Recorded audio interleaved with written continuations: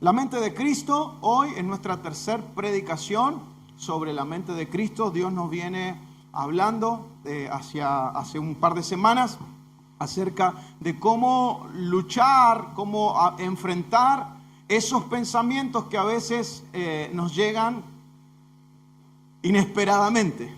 Esas situaciones que a veces nos llegan y no sabemos cómo enfrentarlas. ¿Cómo un hijo de Dios puede caminar en victoria? ¿Cómo un hijo de Dios puede caminar con la mente de Cristo dentro de su corazón? Yo comenzaba diciendo hace unas semanas atrás, y hago un breve repaso de los últimos 2 domingos, nuestros pensamientos determinan nuestras actitudes, nuestros hábitos, y aquello que hacemos habitualmente es quienes somos. Y hay una placa ahí para recordar: un hijo de Dios no debe ser guiado por pensamientos, sino debe ser gobernado por una mentalidad. La mentalidad de Cristo, la mente de Cristo. Los pensamientos que vienen a esta cabecita, hay algunas cabecitas un poco más grandes que otras, algunas cabecitas que tienen un poco menos pelo que otras, ¿no? Pero los pensamientos que llegan a esta cabeza necesitan encontrarse, si usted y yo somos hijos de Dios, necesitan encontrarse con una mentalidad para que el enemigo no haga presa, ¿cierto?, de la mente de un hijo de Dios. Por eso un hijo de Dios no debe ser guiado por pensamientos, sino ser gobernado por una mentalidad. La mente de Cristo. Rápidamente reitero un poquito lo que compartí la primer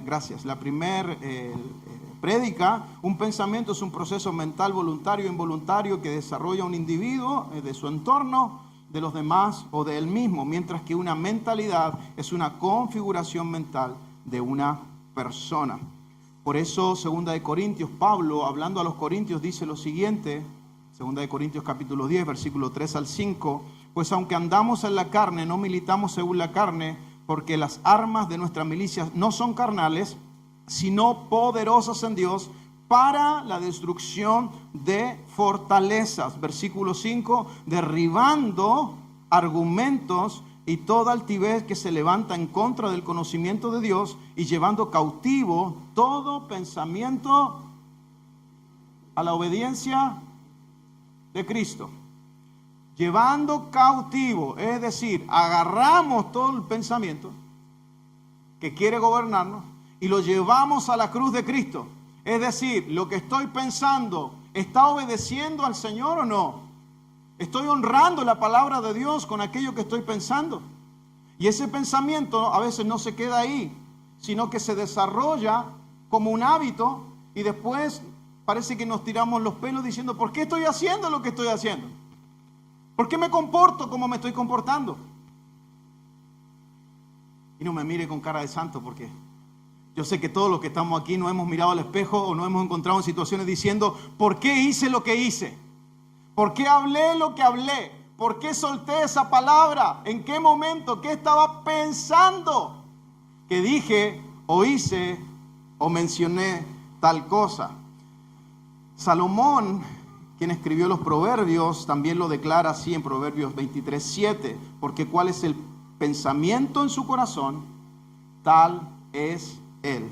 Los pensamientos son demasiado importantes. La manera que usted y yo pensamos de nuestro entorno, de los demás o de nosotros mismos, va a determinar la manera en la cual vamos a caminar la vida. Y el domingo pasado comenzaba en Mateo capítulo 9, versículo 16 y 17. Dice: además, la Nueva Traducción Viviente, Mateo 9, ¿a quién se le ocurriría remendar una prenda vieja con tela nueva? Pues el remiendo nuevo encogería y se desprendería de la tela vieja, la cual dejaría una rotura mayor que la anterior. Si alguien ha hecho eso, o si alguien es costurero, yo sé que hay algunos que trabajan muy bien acá, sabrán de eso. Versículo 17 dice: y nadie pone vino nuevo en cueros viejos, pues los cueros viejos se reventarían por la presión y el vino se derramaría y los cueros quedarían arruinados.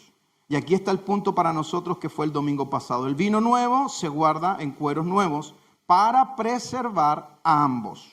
Y si me ayuda Mili con una placa, ahí dice: el vino nuevo que Dios nos da es para una mente y un corazón nuevo. Pregunto, ¿hay alguien que quiere lo nuevo de Dios? El 30%. ¿Hay alguien que quiere lo nuevo de Dios aquí? O usted dice, no, lo que yo tengo ya está, ya estoy tan feliz con lo que yo tengo que no quiero una nueva temporada de Dios en mi vida. Dios siempre es un Dios de novedad, porque sus misericordias para nosotros se renuevan todos los días. Se lo decía hace un momento, Dios quiere darnos todos los días algo nuevo. Es más, Él quiere que todos los días nosotros le conozcamos a Él. Y cuando usted se acerca a Él, usted todos los días puede conocer una faceta nueva de Dios que antes le era desconocida. Y va conociendo la gracia de Dios, va conociendo el perdón de Dios, va conociendo el amor de Dios, va conociendo la fidelidad de Dios, va conociendo a un Dios sanador, va conociendo a un Dios proveedor, va conociendo a un Dios como amigo, va conociendo a un Dios como padre. Dios se va revelando a través de su Espíritu Santo como un compañero. Y uno todos los días en una relación con Dios puede ir conociendo lo nuevo de Dios para nosotros. La novedad de Dios para nosotros es todos los días. Dios todos los días tiene algo nuevo para nosotros. Dios todos los días tiene un nuevo tiempo para nosotros. Una nueva temporada para nosotros, para que nosotros la abracemos y caminemos en ella. Y hablábamos de esta pregunta, ¿cómo era la mente de Cristo? ¿Cómo es la mente de Cristo? Yo le leía Filipenses capítulo 2, versículo 5 en adelante. Dice, tengan la misma manera de pensar que tuvo Jesucristo. Dice esta versión. La misma manera de pensar que tuvo Cristo. Yo quiero esa manera de pensar.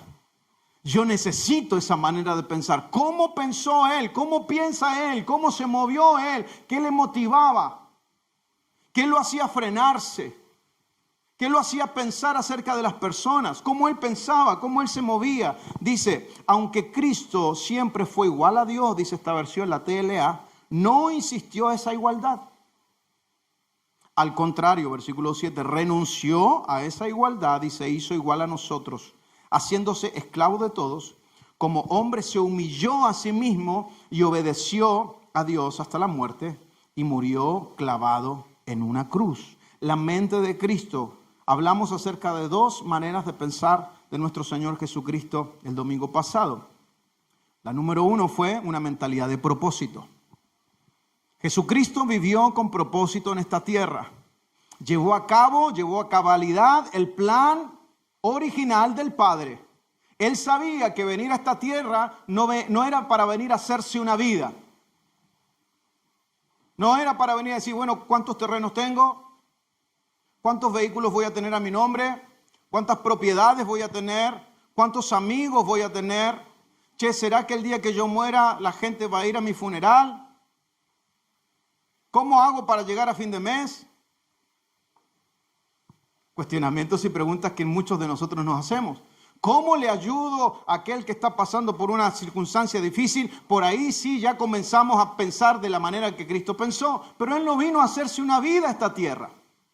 Él no vino a construir su propia vida. ¿Por qué? Porque Él caminó con un propósito particular. Y yo le leía el versículo central de nuestra iglesia, Juan 10:10, el propósito del ladrón, Satanás, es robarnos, matarnos y destruirnos. Hay un enemigo de nuestras almas. No podemos ignorarlo. No podemos ignorar lo que el enemigo quiere hacer para contigo y para conmigo. Y es una realidad. Él te quiere robar, Él te quiere matar y Él te quiere destruir. Tiene ese objetivo. Y mientras nosotros le abramos parte de nuestra vida, Él no va a especular en llevar a cabo su propósito.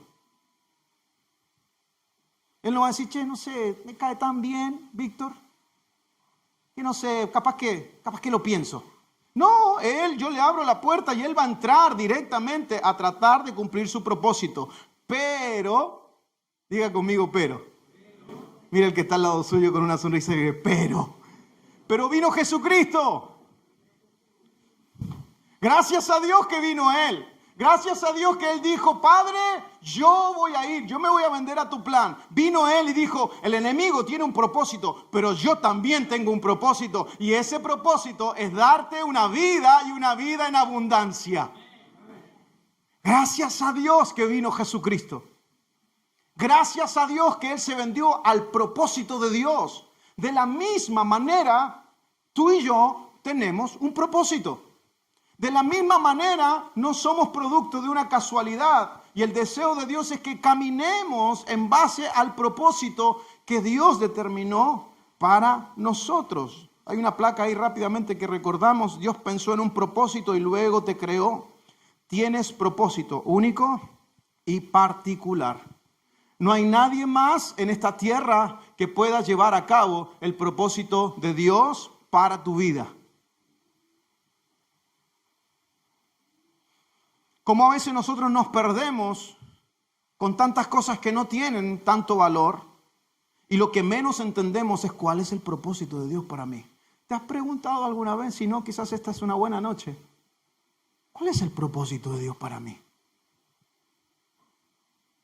¿Por qué todavía tengo vida? ¿Por qué todavía tengo algo de energía? ¿Por qué? ¿Para qué? Respondiendo esas preguntas nos vamos a dar cuenta o podemos llegar a descubrir cuál es el propósito de Dios para nosotros. Número 2, y no me quiero detener ahí porque fue el domingo pasado, una mentalidad de servicio. Mateo 20:28, así como el Hijo del Hombre no vino para que le sirvan, sino para servir y dar su vida en rescate por muchos. Si terminábamos con esta placa, sé un puente o sé el puente para que otros lleguen a su propósito en Cristo.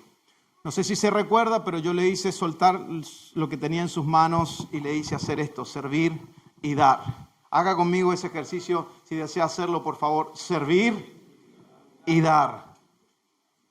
Dios nos mandó a que caminemos como Él caminó. Una mentalidad de servir a otros. Una mentalidad de ser puente para otros. Y si de alguna manera nosotros hemos encontrado el propósito de Dios para nuestra vida y estamos caminando en Él, el deseo de Dios es seguir el ejemplo de Jesucristo para que nosotros también podamos ayudar, servir a otros para que encuentren su propósito en Dios. La visión de nuestra congregación es inspirar a las personas para que conozcan a Jesucristo y descubran el propósito de Dios para sus vidas. Me quedo re bien el micrófono ahí, capaz que sigo predicando así, si tengo las dos manos libres. Nadie se dio cuenta, ¿eh? Esa es nuestra visión, inspirar a las personas. Queridos, no tenemos otra manera porque no podemos entrar en la mente y en el corazón de la gente. No podemos cambiar a nadie. Aunque a veces nos dan unas ganas bárbaras, ¿no? Ay, Señor, si me dieras un ratito para entrar en esa cabeza y ajustar algunas cosas. Y ni siquiera podemos con la nuestra y queremos ajustar la cabeza de los demás, ¿no? Solamente lo que podemos hacer es inspirar el corazón de alguien. Es invitarle a creer en Jesucristo. Es invitarle a que conozca al autor y consumador de su fe para que empiece a caminar y descubrir el propósito de Dios. Por eso usted y yo podemos ser el puente para que otros conozcan a Jesucristo. Me encanta ver fotos del puente. ¿Cómo se llama el puente? General Belgrano, ¿digo bien? Cuando está bonito, así lindo, todos suben fotos del puente y se acuerdan. Pero cuando el puente está llevando sobre su puente, sobre sus lomos, los camiones, los vehículos. Claro, nos enojamos con el puente cuando el puente está atascado, ¿no? Cuando no se puede cruzar el puente. Cuando el puente esto o el puente aquello, pero el puente cumple una función y esa función es conectar, en este caso, dos provincias, Corrientes y Chaco. Cuando tú y yo tenemos la mentalidad de Jesucristo, que es para servir y dar, Él usa nuestra vida para conectar a otros, ser el instrumento para que conectemos a otros con nuestro Creador. Amén. Y lo último, que hoy quiero cerrar con esto, letra C, una mentalidad e identidad de hijo de Dios. Jesucristo tenía una mentalidad que le hacía saber que Él era hijo de Dios. Él creció con esa mentalidad. Por eso es que les contaba el domingo pasado cómo se le perdió a José y María. Y él desde pequeño declaraba esta frase: en los negocios de mi padre me conviene estar. En los negocios de mi padre me es necesario estar, porque su mentalidad ya había sido configurada de esa manera. Yo necesito cumplir con la voluntad de mi padre. Yo necesito hacer lo que el padre me mandó a hacer. Yo soy hijo de Dios. Se lo leía recién en el versículo anterior, Mateo 20:28. Ni aun el Hijo del Hombre, y él está hablando del mismo, ni aun el Hijo del Hombre vino para ser servido, sino para servir y dar su vida en rescate por muchos. Mentalidad de hijo. Acompáñeme al pasaje de Lucas, capítulo 13, por favor, ahí en su Biblia. Lucas 13, porque si bien hicimos un repaso, ahora arrancamos la prédica que es para el día de hoy. Juan capítulo 13, versículo 2 en adelante. Juan capítulo 13, versículo 2 en adelante. Le voy a leer en la Nueva Traducción Viviente. Dice lo siguiente, mire qué interesante, versículo 2. Era la hora de cenar. ¿Le gusta esa frase? Era la hora de cenar. En este pasaje estaban por caminar al proceso de la última cena. Cuando usted lee Juan 13, 14, 15, 16, 17, acontece todo eso en un mismo momento. ¿Ok? Se lo digo para que usted tenga el contexto. No es que Juan capítulo 13 es separado del 12 y fue otro día, fue otro mes, fue en otra temporada. No, Juan capítulo 13, 14, 15, 16, 17 sucede en el mismo instante de la Santa Cena. ¿Por qué le digo esto? Porque más adelante le voy a leer Juan 15 o Juan 16, para que entienda el contexto. Juan 13, era la hora de cenar y el diablo ya había incitado a Judas. ¿Quién era Judas? ¿Quién era? Un discípulo de Jesús, el que traicionó, que entregó, que vendió al maestro. Y ya Satanás había incitado, el entregar al maestro, eso ya estaba en el corazón de Judas. Satanás lo único que dijo fue, sopló sobre el corazón. Cuando usted quiere avivar el carboncito, ¿verdad? Y poner unas ramitas arriba, le sopla un poquito para que se avive, para que se despierte el fuego. Bueno, Satanás es muy astuto. Y cuando él puso un pensamiento en tu corazón, y ese pensamiento llega un momento que él dice, acá ya lo tengo. Este es el momento. Y se despierta algo. Eso es lo que está diciendo. El diablo ya había incitado a Judas, hijo de Simón Iscariote, para que traicionara a Jesús. Es interesante que Juan menciona esto y automáticamente salta en el versículo 3 a decir esto. Jesús sabía que el Padre le había dado autoridad sobre todas las cosas, que había venido de Dios y regresaría a Dios. Versículo 3, lo leo otra vez. Jesús sabía que el Padre le había dado autoridad sobre todas las cosas, que había venido de Dios y regresaría a Dios. Queridos, eso se llama identidad. Saber quién soy. Tener la seguridad de dónde vengo, qué estoy por hacer y a dónde me dirijo. Una persona sin identidad no sabe para dónde ir. Una persona sin identidad no sabe de dónde viene, menos hacia dónde va. Dime de alguien que sabe de dónde viene, sabe lo que está haciendo, propósito, y sabe hacia dónde va, es alguien que camina con identidad. Algo que tanto hoy necesitamos dentro del cuerpo de Cristo.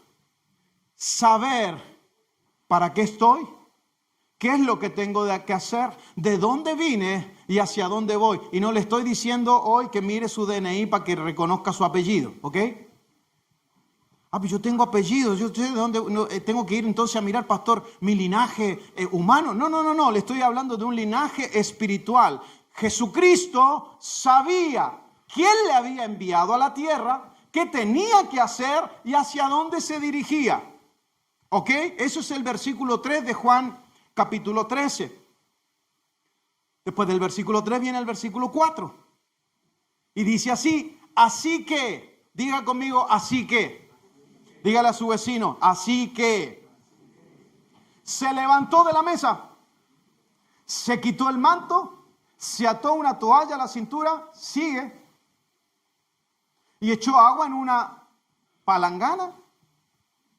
Luego comenzó a lavarle los pies a los discípulos y a secarlos con la toalla que tenía en la cintura. Eso es identidad. Caminar con identidad tiene que ver con esto. No me complico en servir a quien tenga que servir. No me complico en lavarle los pies a quien tenga que lavarle los pies. Y quédese tranquilo, no trajimos palangana ni no nos vamos a lavar los pies entre nosotros. Usted está diciendo, pastor, no me lavé los pies hoy, ¿será que va a ser algún ejemplo raro? No, porque no tiene que ver con algo físico, tiene que ver con saber mudar el corazón. Por eso es que alguien sin identidad siempre está buscando que le den. Y está buscando cómo puede conseguir de otro lo que tanto necesita. Y el Señor Jesús volteó la tortilla. Dijo, no se trata de eso, se trata de servir, se trata de dar. Es que no tengo mucho para dar. Y cuando el Señor habla de eso, no está hablando de dinero. Pregunto, así, y no me responda. ¿Cuándo fue la última vez que simplemente levantaste el teléfono para mandarle un mensaje a alguien y darle una palabra de ánimo? Un mensaje. ¿Cuándo fue la última vez que levantaste el teléfono y decir, ¿cómo andará fulano? Che, ¿será por qué me acuerdo de fulano ahora?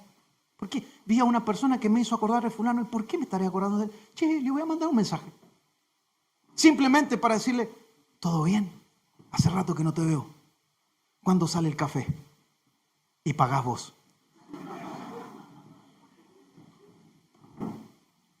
Identidad.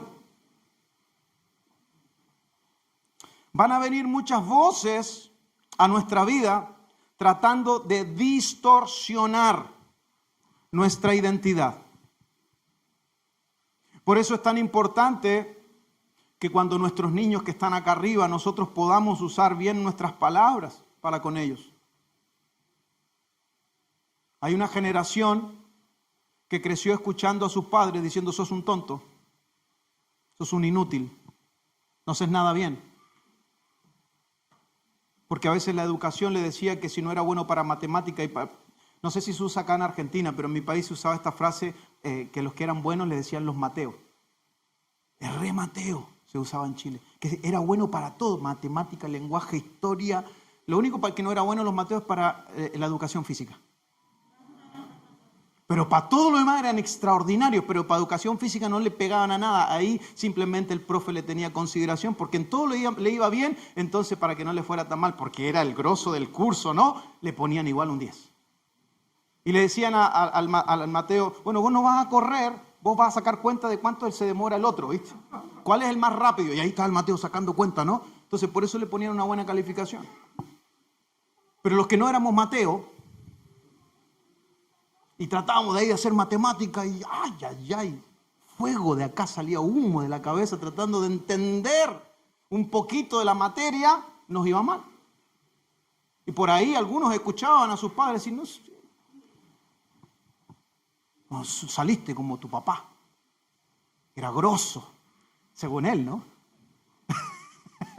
Porque cuando estaba en la escuela el hijo no estaba, entonces el papá va a decir era grosso y el hijo no sabía. Y empezamos a tirar dardos a los que vienen detrás de nosotros en vez de levantarlos. El otro día, y no está acá, qué bueno que no está porque puedo hablar, el hijo de un hermano de la congregación, no lo voy a exponer, tranquilo. Digo que bueno que no está acá para que no se sienta aludido, ¿no? Por lo que voy a decir. Se sienta acá adelante, al lado, antes de que comenzara la reunión. y me dice, ¿usted se acuerda de lo que yo le dije el domingo pasado? Sí, le digo, me acuerdo. Yo estoy, ¿cómo fue que la frase que usó? Estoy estudiando para ser pastor. Y es chiquito así. Y me dice, ¿y se acuerda de que el domingo pasado yo estaba sentado allá y yo estaba saltando? Estaba cantando y estaba saltando. Sí, me acuerdo, le digo, te vi en los videos que sacan los chicos. Y yo le digo, ¡qué bueno! Ya tenemos futuro pastor. Ahora simplemente es tratar de ayudarlo, desarrollarlo para que él llegue el día de mañana a alcanzar. ¿Qué pasa si yo le mato el sueño? Tan acostumbrados estamos nosotros, ¿no? A tratar de hacerle ver a la gente la realidad y no impulsarlos ni creer en lo que Dios puede hacer a través de sus vidas. Aquel que tiene identidad puede lavarle los pies a los otros. Aquel que ha caminado un corazón sanado por Dios, no va a tener problemas de hacerlo. Por eso la adolescencia también es un tiempo importante de nuestros hijos, la preadolescencia y la adolescencia. Ayudarles a caminar en identidad, permitirles y proveerles lugares sanos de crecimiento. Porque el adolescente, la gran mayoría de los que estamos acá, pasamos por esa etapa, y esa etapa de la adolescencia creíamos que podíamos hacer todo. Porque ya estamos encontrándonos a nosotros, porque ya vemos que estamos casi de la misma estatura de papá y mamá. Entonces el adolescente lo puede todo. El adolescente no le tiene miedo a nada y cree que sabe todo, pero no se da cuenta que dentro de lo profundo de su corazón está buscando la aceptación. Entonces por eso sale fuera de casa y donde encuentra un círculo donde él se siente cómodo, se ancla ahí. Y sabe que a veces los círculos no necesariamente son los círculos más sanos. ¿Por qué? Porque a muchos adolescentes, antes de que entren en ese círculo, le piden que haga algo. Si fuman, que fume para sentirse aceptado. Si consume droga, que consuma droga para sentirse aceptado.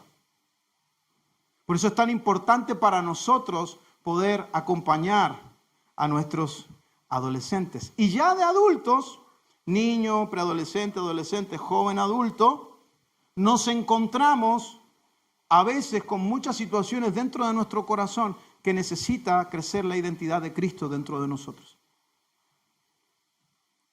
Por eso hay muchos adultos frustrados en ciertas áreas de la vida, porque no han logrado lo que se han propuesto, porque han puesto la mirada en focos incorrectos.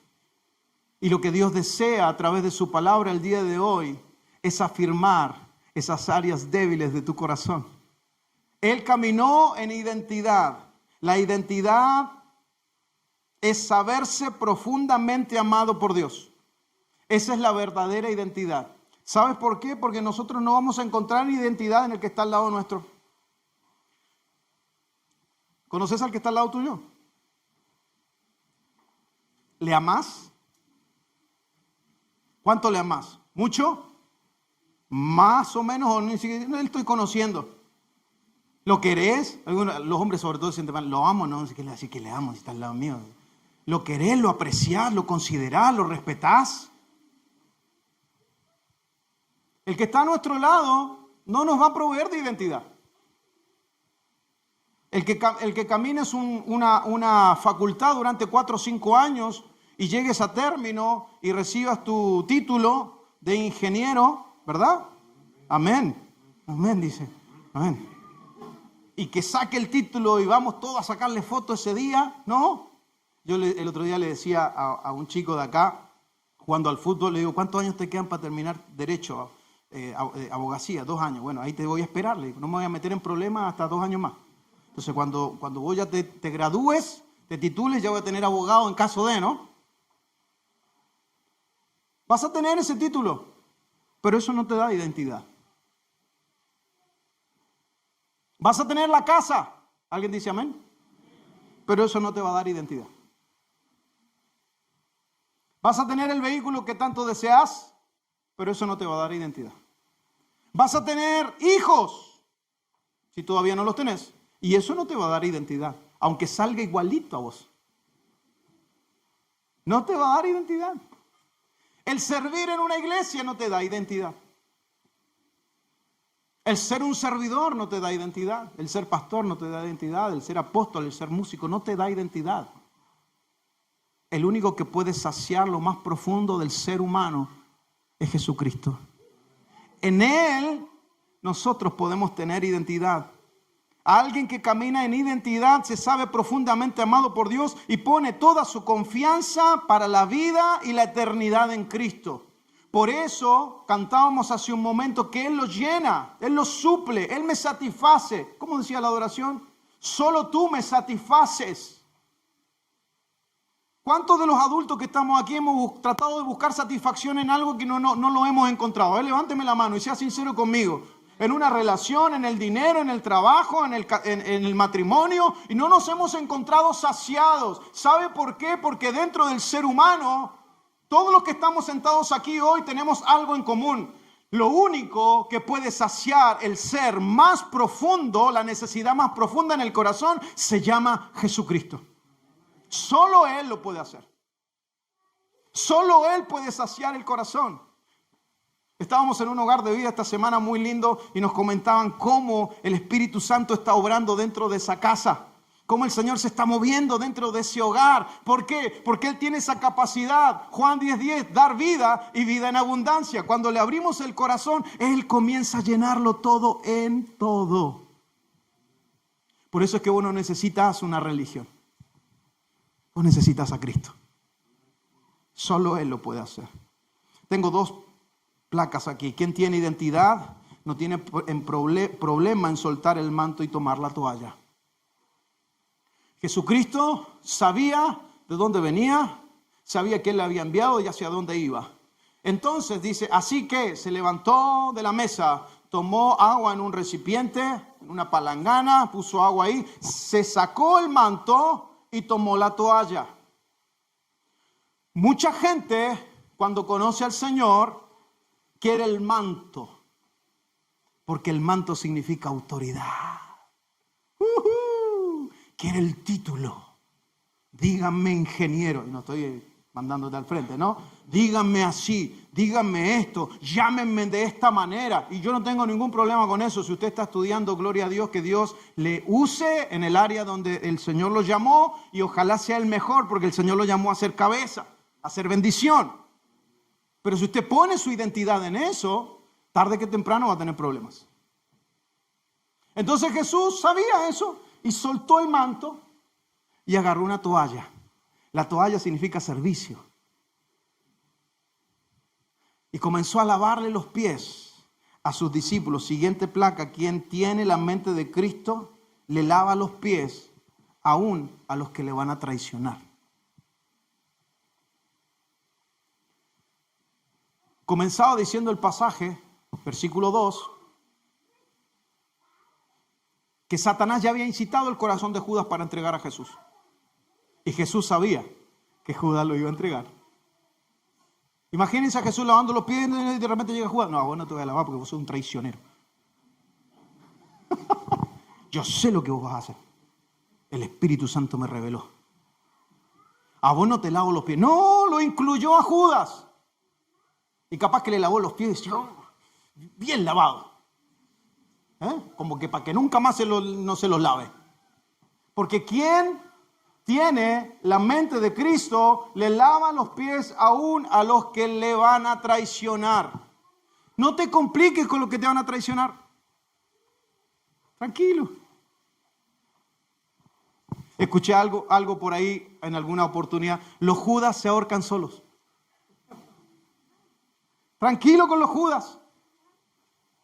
No te compliques con ellos. No trates de hacer justicia por tu propia mano. Los Judas van solitos a ahorcarse. Tener el corazón correcto. Permítete tener el corazón correcto.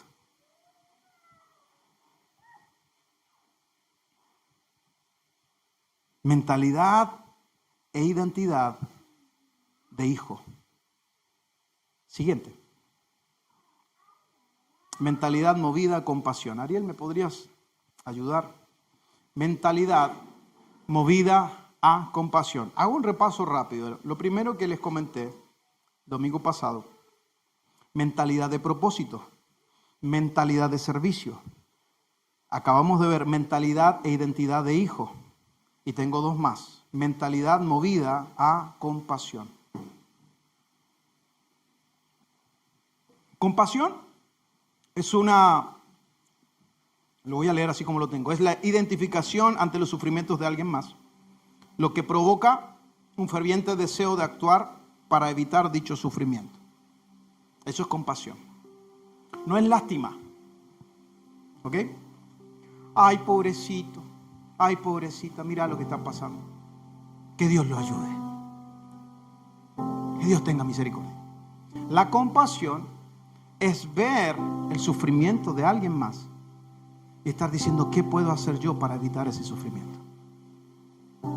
Dime si no te hace acordar a la mente de Cristo. Esta generación perdida, errante, como ovejas sin pastor, que no saben para dónde ir, pero Él vino para evitar tu mayor sufrimiento. Él vino para darte vida porque estabas muerto. Él vino para darte un futuro y una esperanza porque íbamos derecho al infierno. Esa fue la mentalidad y la mente que gobernó a Jesucristo. Una mente, una mentalidad movida a compasión que lo llevó a actuar para evitar tu sufrimiento. Para evitar mi sufrimiento. Capaz que alguno me dice, pero usted no me conoce, usted no sabe, yo estoy sufriendo todavía. Estoy pasando por problemas, pasando por sufrimiento, pasando por necesidades. Bueno, te hago una pregunta, ¿cuántas de esas necesidades y sufrimientos que estás pasando son porque te metiste vos solo en eso? Porque es fácil echarle la culpa a Dios. Ay, mi sufrimiento y lo que yo estoy viviendo. Pero cuántas decisiones por pensamientos equivocados que te llevaron a actuar de cierta manera, te encontraste en ese destino y ahora le decís al Señor, vos me venías a sacar el sufrimiento, pero yo sigo sufriendo. Sigo pasando necesidad. Bueno, por algo es tan importante que tú y yo desarrollemos en nuestra mente la mente de Cristo. Mateo capítulo 9, versículos 36 y 37 dice, cuando vio a las multitudes les tuvo compasión, porque estaban confundidas y desamparadas como ovejas sin pastor. A sus discípulos les dijo, la cosecha es grande, pero los obreros son pocos. Así que oren al Señor, que está a cargo de la cosecha, y pídale que envíe más obreros a sus campos. ¿Cuántos no nos hemos dicho nosotros, hay que orar, hermano, para que Dios envíe más obreros a la iglesia? Para que más servidores, para que llevemos a cabo juntos la obra del ministerio. Bueno, déjeme traerle un poquito de contexto aquí en la siguiente placa. Jesús pidió que oremos por obreros conforme a su corazón. Porque obrero o servidor no es solamente aquel que hace algo. Obrero y servidor, según la mente de Cristo, es aquel que hace la obra del maestro con el corazón del maestro. Ese es un verdadero discípulo. Es fácil llevar adelante a cabo un proyecto para algunos. Pastor, dígame lo que tengo que hacer y yo lo hago. Pero lo importante es que lo que hago no es más importante de quién soy. Lo importante es saber si tengo el corazón correcto. Y eso lo evalúa el Señor. Por eso cuando Jesucristo dice, oren por obreros. Pero antes de eso dice que Él fue movido a compasión porque vio a la gente como ovejas sin pastor. Es decir, los obreros que Dios desea son obreros que deben tener la compasión que tuvo Jesucristo. ¿Y qué es compasión? ¿Lástima? No, compasión es tratar de acompañar para evitar el sufrimiento de alguien más. Quizás no sabes, pero el que está sentado al lado tuyo, atrás, delante, hoy está sufriendo por algo. O va a sufrir por algo las próximas semanas, meses, no lo sé.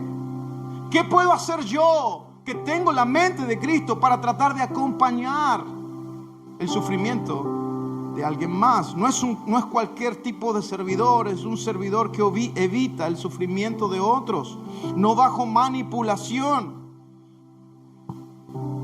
sino No bajo buscando un beneficio propio, sino que puedo hacer yo, lo que decía hace un momento atrás, para que te puedas conectar con el Señor, porque es lo único que puedo hacer. Escucha esto, por favor. No busques en una persona, en un ser humano, lo que ha sido diseñado solamente para el corazón de Dios. Lo que tú y yo necesitamos no está en el que está al lado tuyo, aunque te va a acompañar, te va a ayudar, pero somos frágiles, somos faltos. Pero hay alguien que nunca te va a faltar. Hay alguien que nunca te va a soltar la mano. Hay alguien que siempre te va a mirar y se va a compadecer por lo que estás atravesando. Marcos 8, versículo 2, no está ahí en los apuntes, pero habla acerca, ni en las notas, pero está habla acerca de la alimentación de los 5,000, de los 5 panes y 2 peces. Mira qué tan importante era para Jesús la compasión de la gente, que los sanó, los liberó, ya había hecho todo. En un momento él le dice a los discípulos: muchachos, estoy preocupado. Se lo estoy parafraseando, ¿no? ¿Por qué, maestro? ¿Qué pasó? Porque lo acabo de sanar a esta gente, pero no les dimos de comer. ¿Qué hay para comer? Busquen algo. Y aparece un muchachito, y usted conoce la historia, 5 panes y 2 peces. Él multiplica eso para darles de comer. Pero el pensamiento de Jesús es, incluso uno de sus discípulos dice: pero Jesús, ya lo sanaste, ya está, listo. ¿Qué vamos a hacer tanto lío? Ya recibieron lo que tanto anhelaban. Y Jesús dice: pero es que no quiero que regresen a su casa. Algunos quizás se pueden desmayar por el camino. ¿Te cuenta el nivel de amor, de compasión del Maestro? Él no solamente quiere sacarte de la aflicción más profunda que hoy estás atravesando. Él no solamente quiere sacarte de la angustia que hoy estás atravesando. Él no solamente quiere acompañarte a que puedas levantar la cabeza por debajo del agua porque has estado ahogado. Has estado sumergido en circunstancias y desafíos increíbles. No es solamente el plan de Dios sacarnos bien librados. El plan de Dios es acompañarnos en nuestras necesidades hasta más mínimas.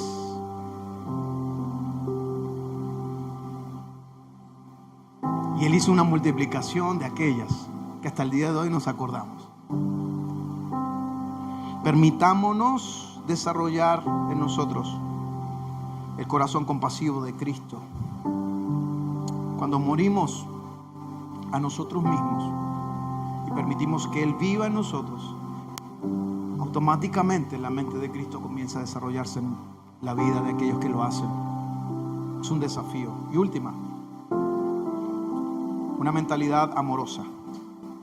No sabía cómo ponerle una mentalidad llena de amor, una mentalidad de amor, pero finalmente le puse una mentalidad amorosa, aunque el concepto por ahí humano es qué amoroso que es, qué amorosa que es, como que queda simplemente en qué amable, ¿no?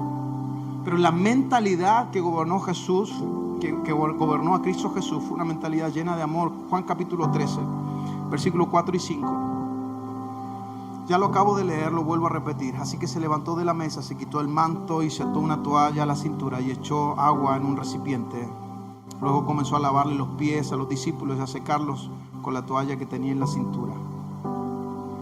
Una mentalidad llena de amor. Y yo me hice la pregunta y se las comparto. ¿Cómo se puede amar? Y no me responda, simplemente pregúnteselo usted. ¿Cómo se puede amar a alguien que sabemos que nos va a negar y traicionar?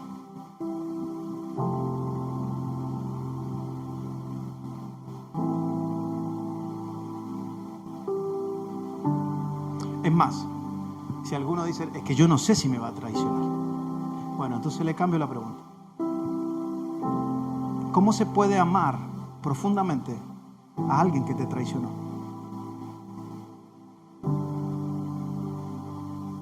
A alguien que te entregó, a alguien que te vendió, o que te sentiste vendido, traicionado, expuesto. Solamente es permitir que su espíritu habite en nosotros. Solamente es permitir que Él sea en mí. Porque yo no sé usted, pero yo tengo, y no me mire mal por favor, tengo a veces deseos de venganza. Tan simple como que alguien se me atraviesa en la moto en el auto. O otro auto. Y el humano Víctor quiere defenderse. Como que alguien en el fútbol me entró fuerte el lunes a las 22. O ahora jueves a las 23 también. Tenemos 2 horarios para los que les gusta jugar al fútbol. Y alguien me entra fuerte y yo... ¡ah! Y duele, ¿eh? Duele. Aunque algunos por ahí me dicen, pastor, tírame un pase espiritual. Pero no se puede. Solamente... Y alguien que te entra fuerte y uno ¡ay! Quiere defenderse. O no. Dígame si es o no.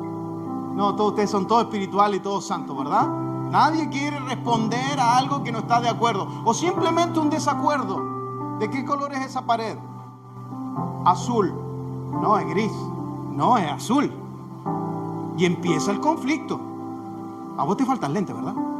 Y empieza, vos tenés problemas en la vista. ¿Cómo va? Y empieza el conflicto. ¿Por qué?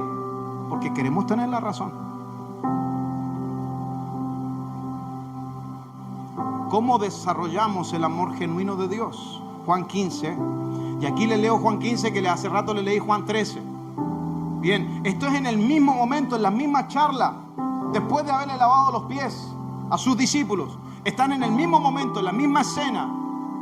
¿Sí? Juan 15. Jesús dice, versículo 1, yo soy la vid y mi Padre es el labrador. Él corta de mí toda rama que no produce fruto y poda las ramas que sí dan fruto para que den aún más. Versículo 3 le está diciendo a aquellos que ya les lavó los pies. ¿Ok? Ya pasó el lavado de pies. Ahora les está hablando.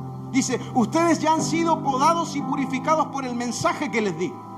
Está hablando a sus discípulos. Versículo 4, permanezcan en mí y yo permaneceré en ustedes. Pues una rama no puede producir fruto si la cortan de la vid. Y ustedes tampoco pueden ser fructíferos a menos que permanezcan en mí. Ciertamente, yo soy la vid, ustedes son las ramas. Los que permanecen en mí y yo en ellos producirán mucho fruto. Porque separados de mí, usted lo sabe, ¿no? Nada pueden hacer. Versículo 6. El que no permanece en mí es desechado como una rama inútil y se seca. Todas esas ramas se juntan en un montón para quemarlas en el fuego. Versículo 7. Si ustedes permanecen en mí y mis palabras permanecen en ustedes, pueden pedir lo que quieran y les será concedido. Cuando producen mucho fruto, demuestran que son mis verdaderos discípulos. Eso le da mucha gloria a mi Padre. Yo los he amado a ustedes tanto como el Padre me ha amado a mí. Permanezcan en mi amor. Y comienza diciendo, sigue diciendo, cuando obedecen mis mandamientos, permanecen en mi amor. Yo señalé 10 veces en este pasaje, dice, permanezcan. Permanezcan en mí. Permanezcan en mi amor. No se alejen de mí. No me suelten la mano. Permanezcan conmigo. Porque mientras permanecen en mí, van a llevar mucho fruto. Mientras permanecen en mí, mi mente va a gobernar sus vidas. Mientras permanecen en mí, van a cumplir su propósito. Mientras permanecen en mí, van a poder servir. Mientras permanecen en mí, van a poder amar aún a aquellos que están por traicionarlos. Y van a ser verdaderamente mis discípulos. Que van a anclarse en la verdadera vid que soy yo. Por eso es que si alguien te traiciona y permaneces en Cristo y tienes identidad, como dice el mexicano, no le hace. ¿Qué? No le hace nada, no pasa nada. Por eso es que Jesucristo pudo estar clavado en una cruz Imagínate todo lo que te he compartido, la mente de Cristo, para después de haber sido golpeado, lacerado, su costado, la burla, el menosprecio. Él pudo declarar: Padre, perdónalos, porque no saben lo que hacen. Eso no es fácil decirlo, pero si era Jesús, pues estaba ahí. Bueno, era Dios mismo, era, no sé, es lindo. Hasta suena romántico. Usted lo puede decir, sí, es fácil. Padre, perdónalo, porque no saben lo que hacen. Como una linda frase. Pero ¿qué cuando te han dañado? ¿Pero qué cuando te han golpeado? ¿Pero qué cuando te han lacerado el corazón? ¿Pero qué cuando se han burlado de ti? Cuando han levantado falso testimonio en tu contra. Cuando constantemente el enemigo usa personas para denigrarte. Cuando constantemente el enemigo quizás usa a la gente más cercana a ti para decirte y tirarte en cara todo lo que no has podido hacer. Cuando un hijo se levanta diciendo: no eres el padre que yo deseaba. Cuando un esposo o una esposa se levanta a decir: me equivoqué, cometí un error. Cuando tu padre te dice: nunca vas a llenar mis expectativas, nunca vas a cumplir y ser un orgullo para este hombre. Cuando un hermano, una hermana te hace daño. Mentalidad de propósito, mentalidad de servicio, mentalidad de compasión, mentalidad de amor. Mateo 22, y con esto cierro, versículo 34 en adelante. En cuanto los fariseos oyeron que había silenciado a los saduceos con esa respuesta, se juntaron a interrogarlo nuevamente. Usted sabe que los fariseos siempre te van a buscar la contra. Los religiosos siempre van a estar buscando no lo que les hace falta a ellos, lo que te hace falta a vos. Los fariseos, los religiosos siempre tienen el dedo para señalar. No lo que les falta a ellos, lo que le falta a Carlos. Y empieza a crear toda una historia de lo que le falta, lo que no, pero es buen tipo, sí, es un buen tipo, pero con Jesús quisieron hacer lo mismo los fariseos. Hacían, buscaban instancias para hacerles pisar el palito. Leo de vuelta. En cuanto los fariseos oyeron que había silenciado a los saduceos, se les levantó un orgullo de aquellos. ¿Cómo es posible que este hombre, hijo de un carpintero, pueda haber callado, silenciado? ¿Qué fue lo que habrá dicho para silenciar a los saduceos? Entonces se levantaron los fariseos, se juntaron para interrogarlo otra vez a Jesús. Versículo 36. Uno de ellos, experto en la ley religiosa, intentó tenderle una trampa con la siguiente pregunta. ¿A quién intentó tenderle una trampa? A Jesús. Pero Jesús tenía una configuración, tenía una mente, la mente del Padre en él. Maestro, ¿cuál es el mandamiento más importante en la ley de Moisés? Quería saber, quería entenderle la trampa, a ver si él sabía la respuesta. Porque había unas problemáticas que estaban gobernando ahí, entonces querían ponerle a Jesús. Por eso, queridos, Dios no nos llamó a discutir con otros quién tiene la verdad. Dios nos llamó a evidenciar la verdad. Dios nos llamó a hablar la verdad. Y la verdad es Cristo. Maestro, ¿cuál es el mandamiento más importante de la ley de Moisés? Jesús contestó: amarás o ama al Señor tu Dios. ¿Con qué? ¿Con todo tu corazón? ¿Con toda tu alma? ¿Con qué? ¿Cómo dice la última palabra? ¿Y de qué estamos hablando? De la mente de Cristo. Amarás al Señor tu Dios con todo tu corazón, con toda tu alma y con lo que estás pensando. Amarás al Señor con todo tu corazón, con toda tu alma y con toda tu configuración mental. Ay, pero es que ustedes no saben lo que a mí me hicieron. Usted no sabe los procesos de vida que yo tengo. Al igual que usted no sabe los míos. Porque yo también tengo una mente, al igual que la suya. Pero Jesús le dice a los fariseos, maestros de la ley religiosa, les metió la daga de la palabra, porque él mismo era la palabra, directamente al corazón. Porque los fariseos, los saduceos, ni sabían que él estaba discerniendo, no sé cómo se dice, lo que ellos estaban aún pensando. Por eso le dice, amarás al Señor tu Dios con todo tu corazón, con toda tu alma, con toda tu mente. Fue lo que se habló. Este es el primero y gran mandamiento, el más importante. Pero hay un segundo mandamiento que es igual de importante. Ama a tu prójimo como a ti mismo.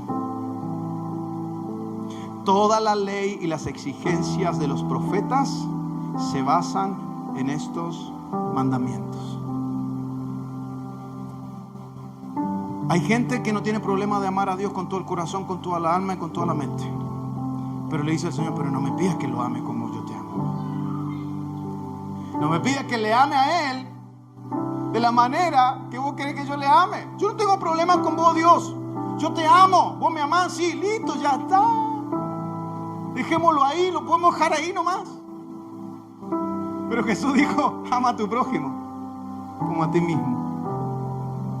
De ahí nace la verdadera identidad de saber cuánto te amas a vos mismo.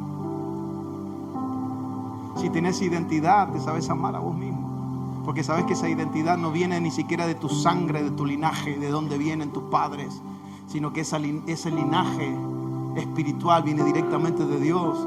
Y cuando te miras al espejo, miras a un hijo de Dios, miras a una hija de Dios. Y cuando miras a un hijo de Dios, a una hija de Dios, no tenés problema de mirarte al espejo y decir te amo, porque sos creación de Dios. Y de esa manera yo puedo amar a los demás.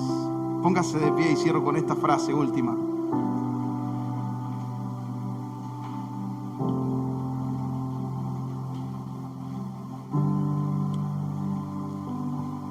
Tiene una firma ahí, yo le puse una firma atentamente a Jesús.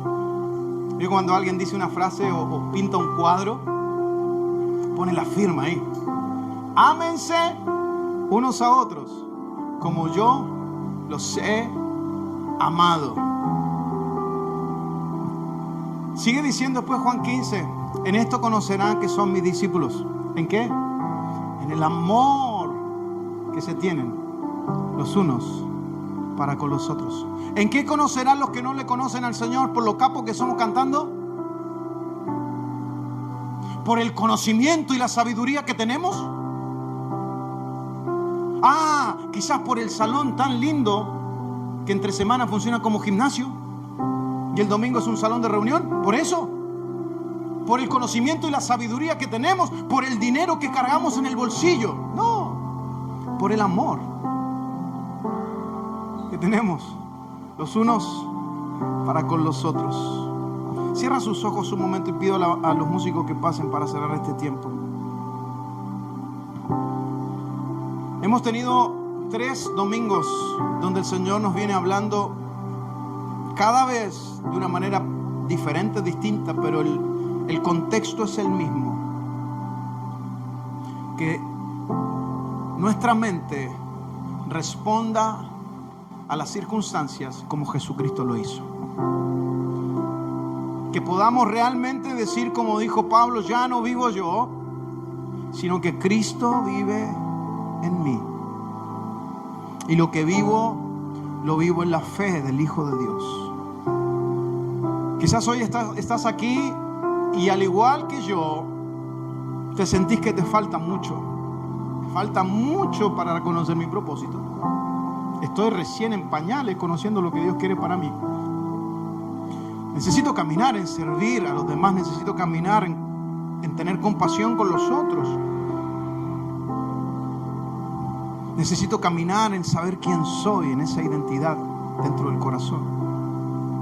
Y necesito amar a otros como Cristo me amó a mí. Si ese es el caso tuyo como el mío, Al cerrar este tiempo, ¿por qué no haces una oración ahí en tu lugar y le hablas de tu necesidad? Le decís: Señor, yo te necesito. Cerra tus ojos un momento y habla con Él.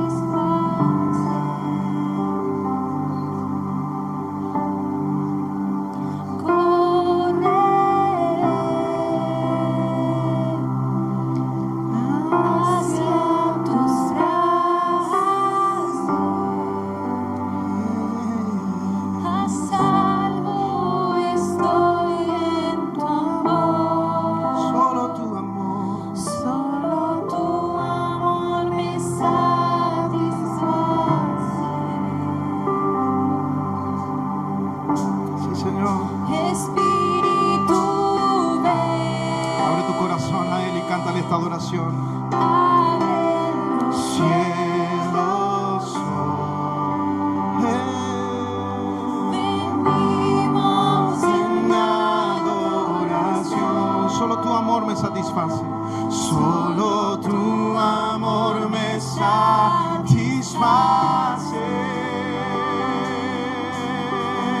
Correré, correré, corre a sus brazos esta noche.